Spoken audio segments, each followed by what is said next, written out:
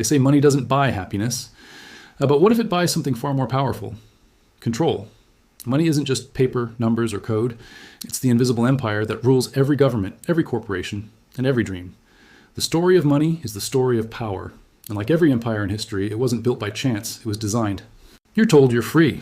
Free to work, free to buy, free to choose. But freedom inside a system built on debt is an illusion. Every credit card, every mortgage, every student loan is a quiet chain disguised as progress. You're not just working for money, you're working for interest, for taxes, for time you'll never get back. And while you fight to stay afloat, the system quietly collects its rent through inflation, through policy, through the rising cost of everything you need to live. Think about it. Once, money was gold, something real, something rare. Then it became paper, backed by promises. Now it's digital, backed only by belief.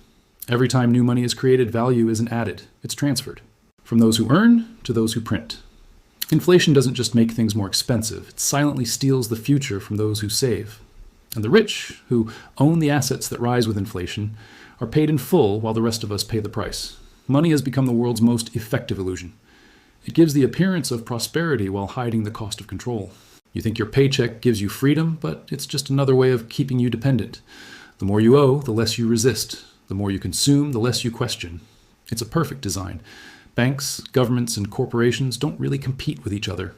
They coexist, feeding the same system that feeds on our attention, our labor, and our debt.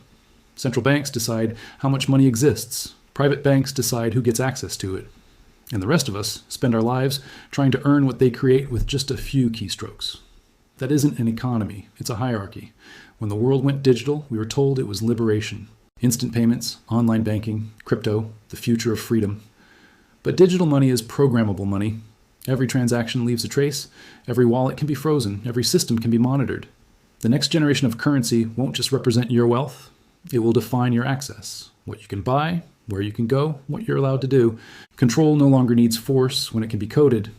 And while all of this unfolds, most people stay distracted. The news sells outrage. The ads sell dreams.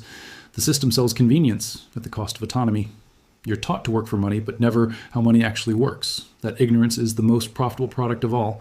But once you see the pattern, you can step outside of it. Financial freedom isn't a number in your bank account. It's the ability to say no to a job, to a system, to a way of living that trades your time for someone else's comfort. Real wealth is leverage.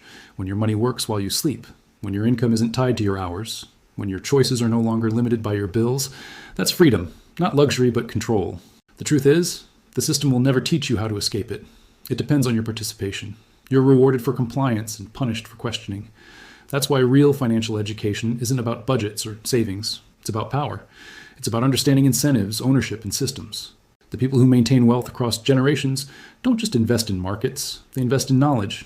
They understand how laws, taxes, and cycles work. They don't chase money. They position themselves so that money chases them.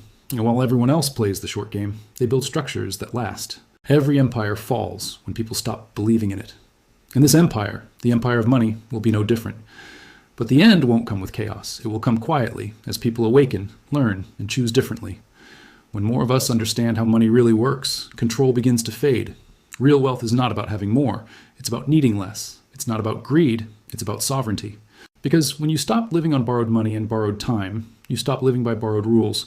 Money can be printed, trust cannot. And the most valuable thing you can ever own is awareness, the understanding of how this invisible empire works.